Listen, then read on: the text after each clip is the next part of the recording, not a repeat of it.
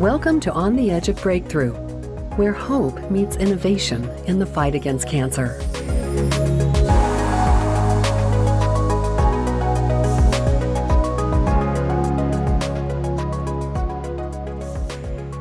Hi, I'm Dr. Monty Pal. I'm a medical oncologist at City of Hope, and I'm really excited to bring to you On the Edge of Breakthrough, Voices of Cancer Research. We're going to be bringing some of our best researchers to the table to discuss exciting findings from their laboratories, from their research programs, and really get some great perspectives on what their plans are for the future.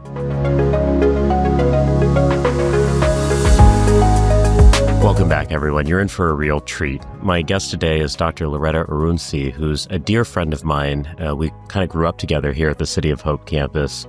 We're going to get into the weeds today on how she's really built a phenomenal career in the area of thoracic surgery, lung cancer research, and really has this tremendous focus on disparities research that I think you're going to find fascinating. We've actually sort of come up the ranks here at the institution together for many years, and I'm thrilled to have you on the program today. It's such a pleasure. I'm so excited. Oh, thank you. We're going to talk all about how you transitioned from Harvard Medical School to Duke for residency to City of Hope. But before we get into that, and this is something you and I have never chatted about despite knowing each other so well for so many years. What kind of got you into the field of oncology to begin with? So I think many different things. I certainly had an interest specifically in surgery for a while once I was in medical school. And so when there, I realized that I wanted to be in the chest most. And so that put me in sort of the thoracic surgery lane. And while training for that, I really just fell in love with the treatment of lung cancer specifically. And I just felt that it was a place where I could contribute significantly. I noted that patients and families came in scared, like just thinking that life was over. And I loved being the person who could give them hope and who could sort of walk the walk with them. And so that I think it was sort of exposure, but actually seeing the difference that I could make that made me think, yeah, this is exactly right for me. Was this one of those things that came to you as a child? Did you know from a very young age you wanted to be a doctor? What was that like? The truth is, early on, my family, basically, I lost my dad when I was 3. And my dad was in the sciences. He was actually pursuing his biochemistry degree. And my mom at that time was this sort of dutiful housewife and mother. And, with his death, we didn't have many resources. And so for me, growing up, we grew up in poverty. We grew up in public housing, food stamps, women, infants, and children, WIC, for those who aren't aware. And so it's for those who just can't support themselves. And so that was the experience that I had growing up. And I think in that environment, I noticed a lot of things. One, it became clear to me that family was just so very important, right? Like, I think when you don't have much, you really pay attention to what you do have, right? And I had my mom and I had my sisters, and we were, it's almost as if like we were going to win, right? And so for me, being so close to my family was so pivotal to who I became. And I was like, one, I'm supposed to help people see themselves better than their current, better than their environment. And two, I realized that I was born to like help people and serve.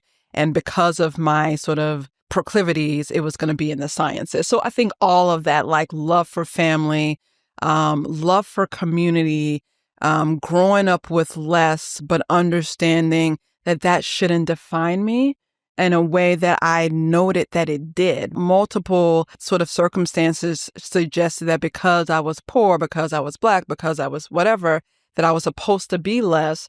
But I knew deep down that that wasn't right. Like, I was just like, y'all are wrong. I feel like I have this certain kinship with you. And this is the beauty, I think, of this podcast series in the sense that I'm getting to know my colleagues on such a wonderful, deeper level. I'll share with you, my dad passed away when I was very young, 12, 13, not quite as young as you were, certainly.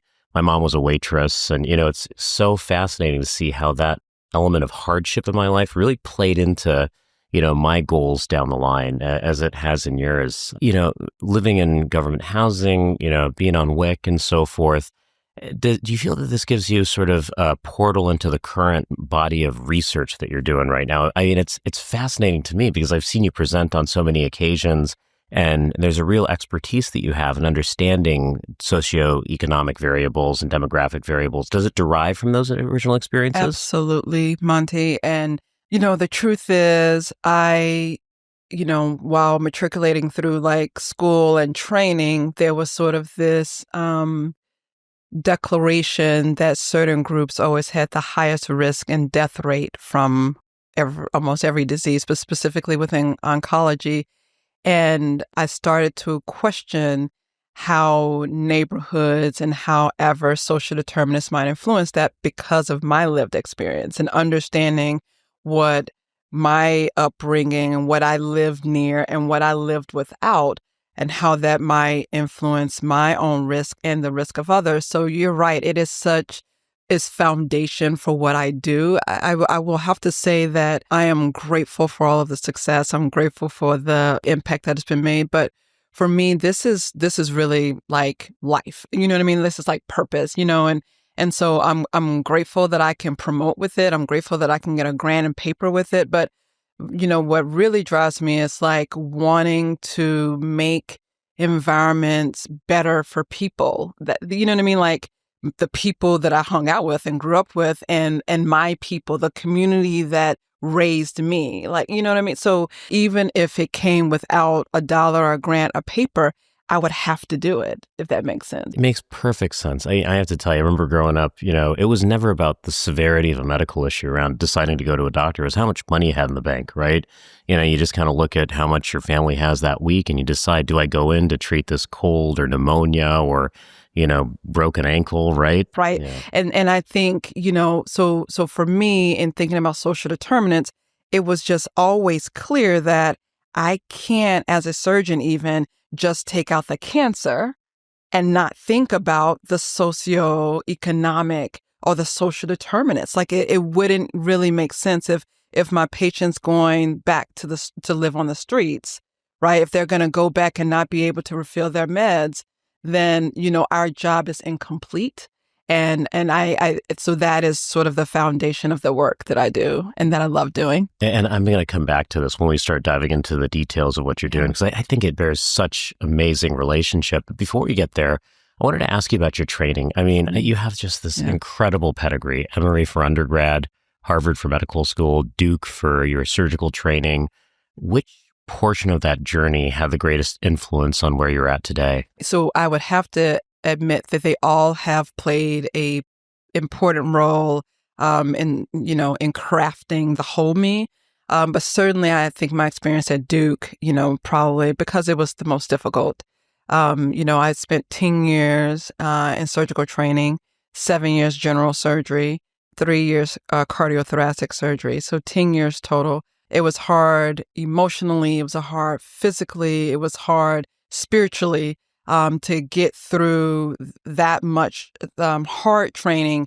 But at the same time, it helped me become a person who could care for people in a way with excellence. And so I'm very much appreciative of it. But I think it was so impactful because like there was a turning point, right?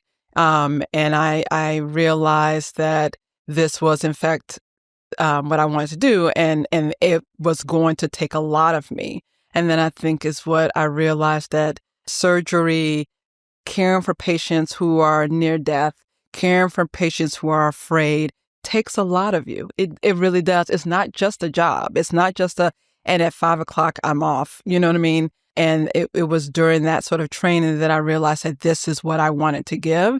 And that changes you, Before we get to your time here at City of Hope, I did want to ask you a little bit about some of your work that pertains to workforce diversity, ensuring that this next generation of surgical oncologists in general, really are representative of the population. It's a hot topic these days, and I wanted to kind of get your perspectives on why you think it's so important. Yeah, no, my gosh, it's so very important. I think for multiple reasons, groups have harder barriers in getting good access to care, right?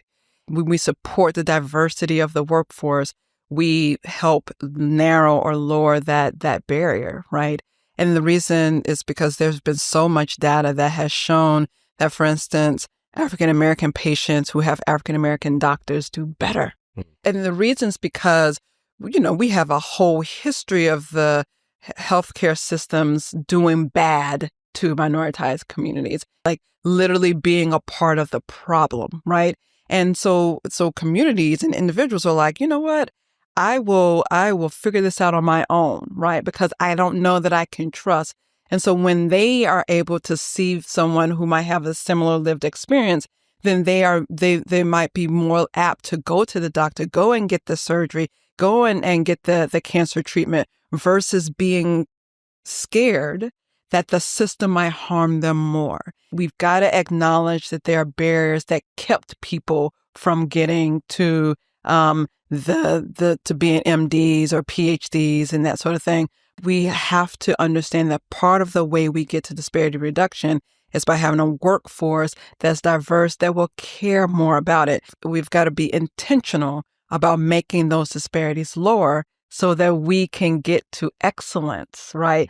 Excellence doesn't happen if you have disparities. We can have all the CAR T, we can have every immunotherapeutic drug, we can have the targeted therapy. I'm in the lung cancer space. I am so glad that our outcomes from lung cancer are better and better and better.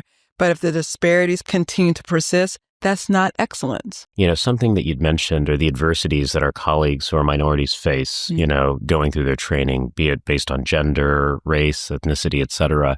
Can you share with us how that's been impacting your career to date, or if there are instances that have really sort of shaped your career from those types of experiences? The truth is, like, I am not like most of the other thoracic surgeons, right? I'm not like most of the other people in my biochem class. I am different. And so when there's this sort of like push to, and we do this in medicine and we do this in science, where the goal is to look like usually him, to succeed like him, to do all of it like they're doing. But I'm like, I'm not like him. So I think that sort of, so now I am very sort of happy in my skin.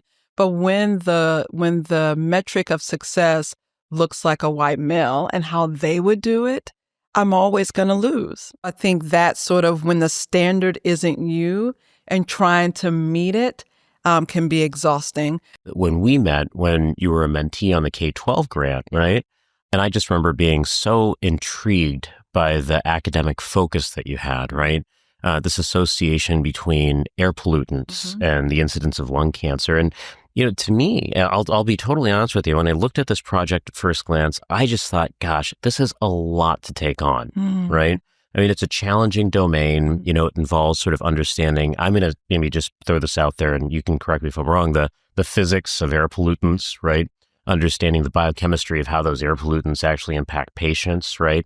And then understanding the epidemiology of this too, right? So there's all these nuanced elements. And then you add to that the layer of oncology, right? The treatment end of things, the diagnostic end of things.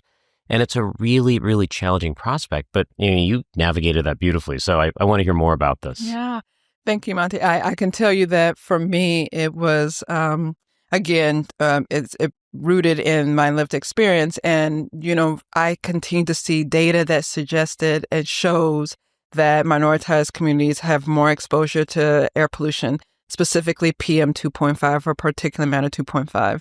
Which is a carcinogen, which is cancer causing. So air pollution causes cancer.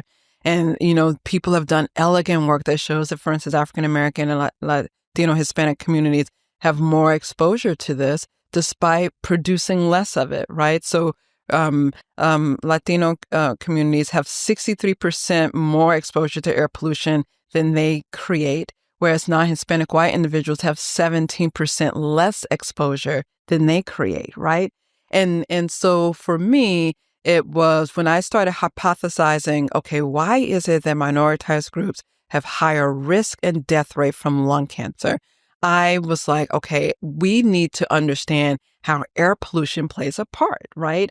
And that hadn't really been done, but it was my own internal hypothesis. Like, I believe that part of the problem, for instance, with African-American communities and the higher risk of lung cancer is not smoking, because African-Americans smoke less, right? but maybe it is the neighborhoods that they're relegated to because of redlining, because of policies and laws that were intentional about disadvantaging African American communities, and that even today are still more likely to be polluted, more likely to be next to polluting factories, incinerators, and all of these things that literally push pollution, and highways push pollution into communities. And I was like, why don't we look and see if that is what's influencing this risk? And so we've done some work specifically looking at the impact of air pollution, specifically on lung cancer biology. And we found that there is a correlation between PM 2.5 and a mutation that really does lead to worse lung cancer death rates. I work very closely with health geographers and environmental epidemiologists and social epidemiologists. And so, and geneticists. And so we come together. So team science is what makes this good, right? Because it is the air pollution, but it's also the neighborhood evaluation. And as you mentioned, it is the lung cancer sort of biology and the mechanisms that link the two. There's no way that a thoracic surgeon is doing that on her own. But with this team, we're doing some really exciting work. Tell me about the individuals that you've worked with who have been kind of pivotal in this research space. Yeah. There's so many amazing people. I would say that, for instance, I work very closely with Marta Jakowska, who is our health geographer. She leads some of the patient-facing cores here.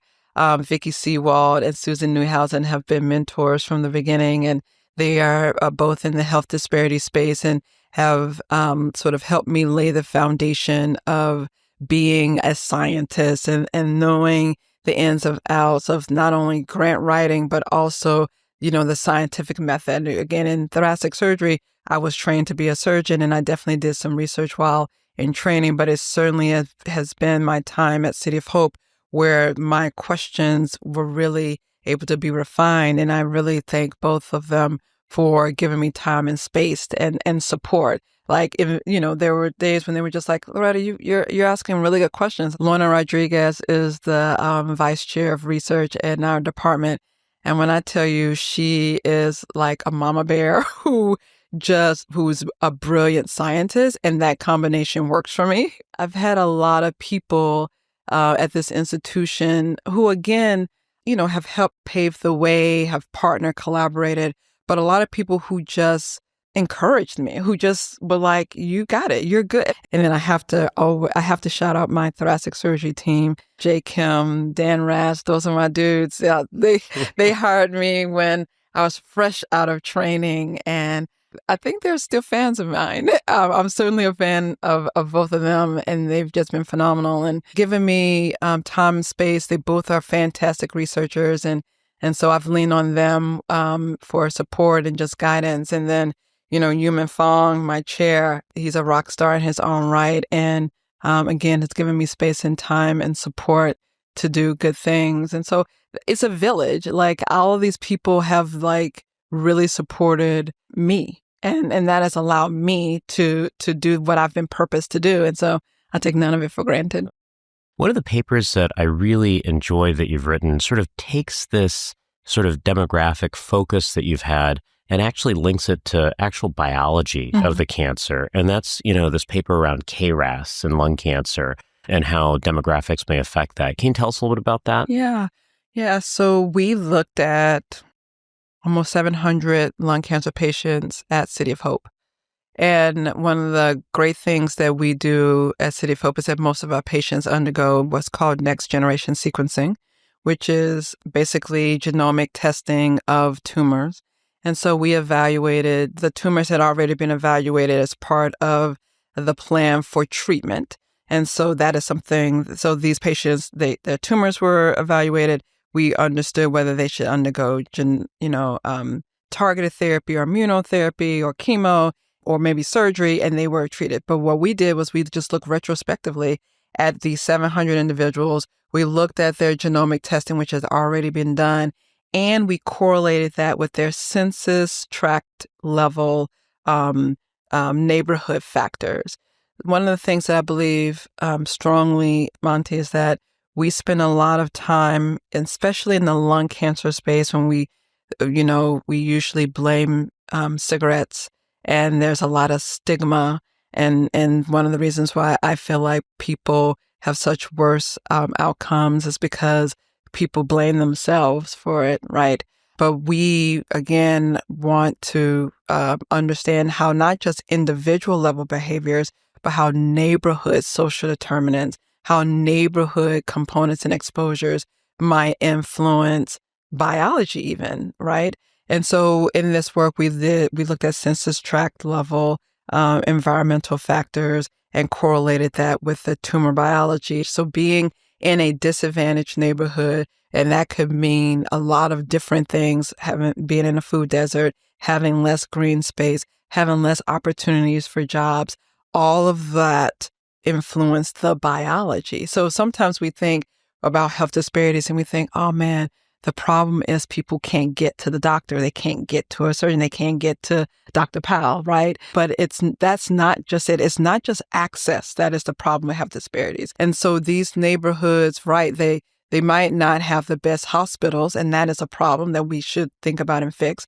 But it also, they might be leading to the development of more aggressive tumors. And so KRAS in lung cancer, and probably in every cancer, when you have specific mutations, lead to worse outcomes. And we found that these KRAS mutations, which are correlated with worse survival, were also associated with the most deprived neighborhoods, right?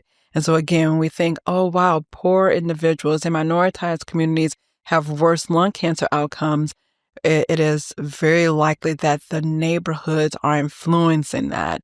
And our work is trying to figure out, okay, so what within the neighborhoods are doing that? But I think that was a good foundation for us it's not just individual level problems or behaviors or exposures.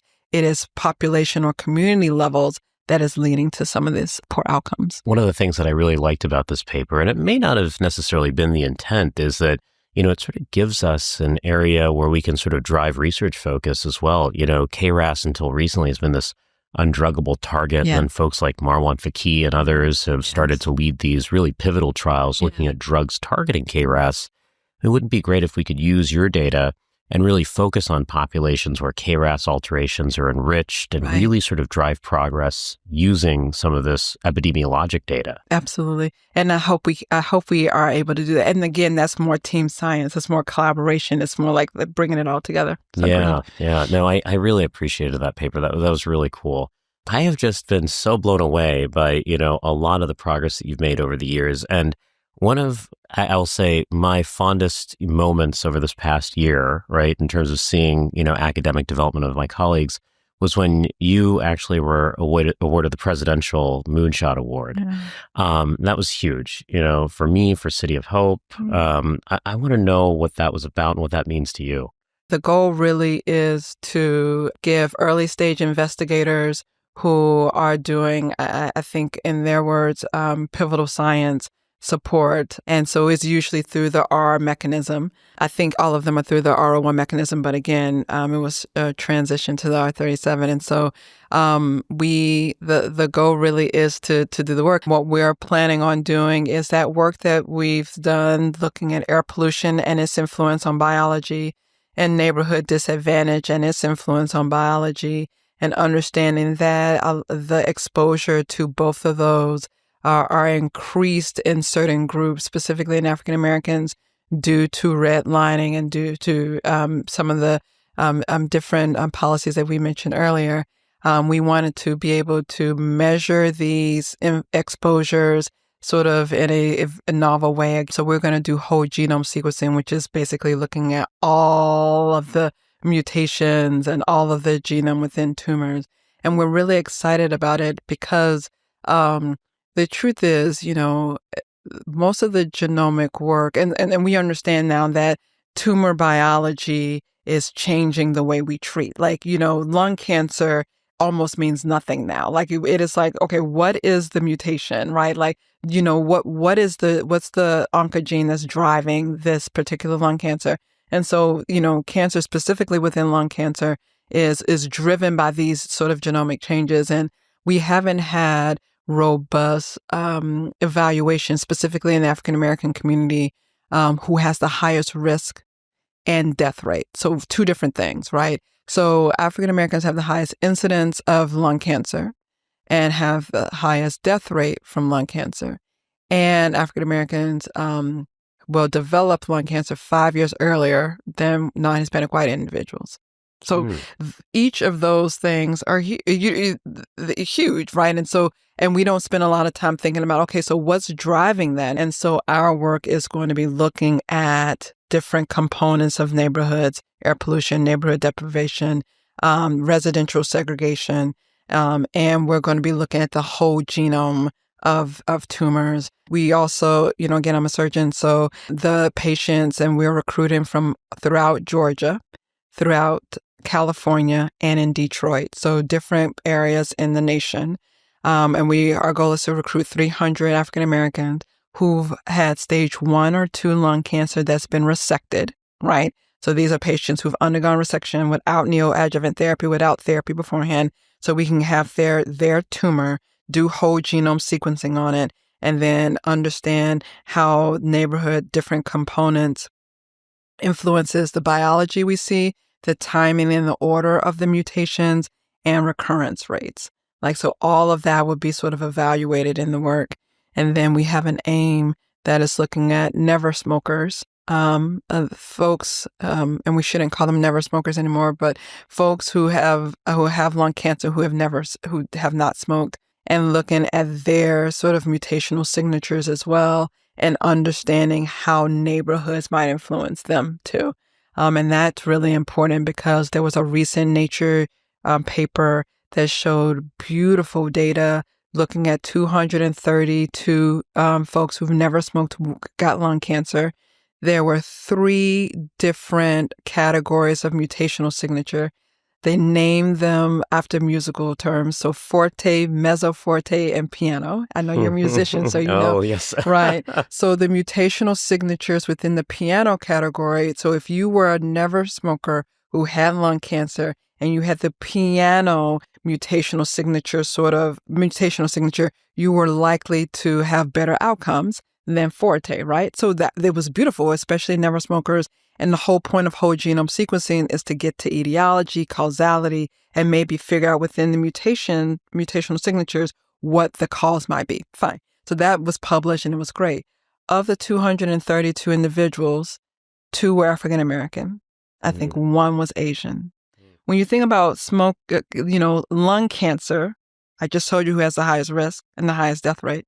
Even when you think about lung cancer and people who've never smoked, you've got to be thinking about our Asian community as well, right? So but that's part of the issue, right, Monty? It's like we have these beautiful science, but we don't center the people with the greatest burden, right?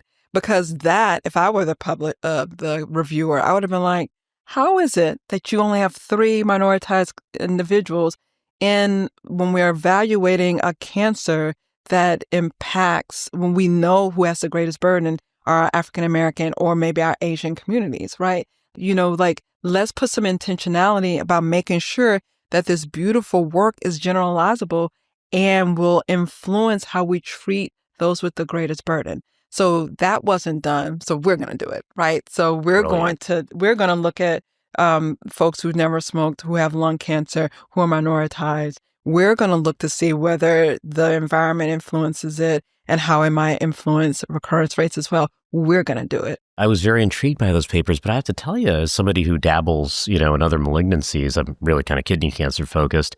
This is a detail that I would have never in a million years sort of caught on to without the insight that you just provided. And that same group out of the UK has done work in my field in kidney cancer to really do a lot of what you've proposed, to look at sort of the temporal element of genes as they evolve over time, right? And a series of studies called TracerX. But, it's really, I'm going to go back to those papers and take a look and really look at the demography there and see what we can infer from that. Monty, I think if someone's goal other than me is to get to equity, if which is simply everyone has the right to achieve their best health, everyone, no matter their race, no matter their ethnicity, no matter their socioeconomic status, if that's really our goal, then I think we've got to start centering people with the greatest burden. The title of this podcast is On the Edge of Breakthrough. So what does that mean for you in the context of City of Hope? This is good. On the edge of breakthrough. Well, to me, I think breakthrough and where City of Hope can shine is in really disparity reduction and elimination. And I know I know people will hear that and think, and maybe even roll their eyes and be like, okay, that's not going to happen. But I think with some intentionality, it can and should.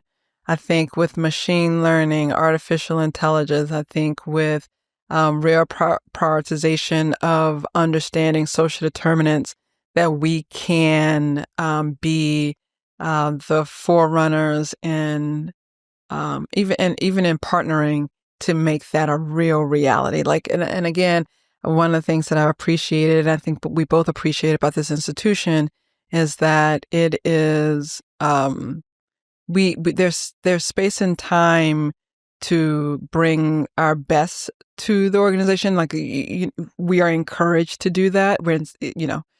And I again feel like excellence for us includes seeing everyone, and no matter your race, ethnicity, your socioeconomic status, as valuable, and get into a place where everyone gets to achieve their best health. And that means disparities are gone. And so I think breakthrough for me, the reason I would say it's breakthrough is because there will be innovation that's needed. And I think there's a lot of us who are working towards it. I believe it can happen. This isn't a pipe dream. I think this is something that we really can achieve. I'm going to second that. And I'll say one other key element towards this that City of Hope embarked on recently is this massive expansion. Yes, I remember starting here and, you could fit our whole department into a tiny little conference room. And now we've got our sites in Chicago and Atlanta and Phoenix. And there's such an opportunity there to really bring this, this equation for equity to a very diverse group of individuals around the country. And I'm excited about that, for sure. Loretta, this was just perfect. Thanks so much for joining me today. I learned so much about you, and I just wish you well in this amazing body of research that you're really leading from City of Hope. Thank you so much. You're so fun. I just love being in space with you, so thank you again for the invitation.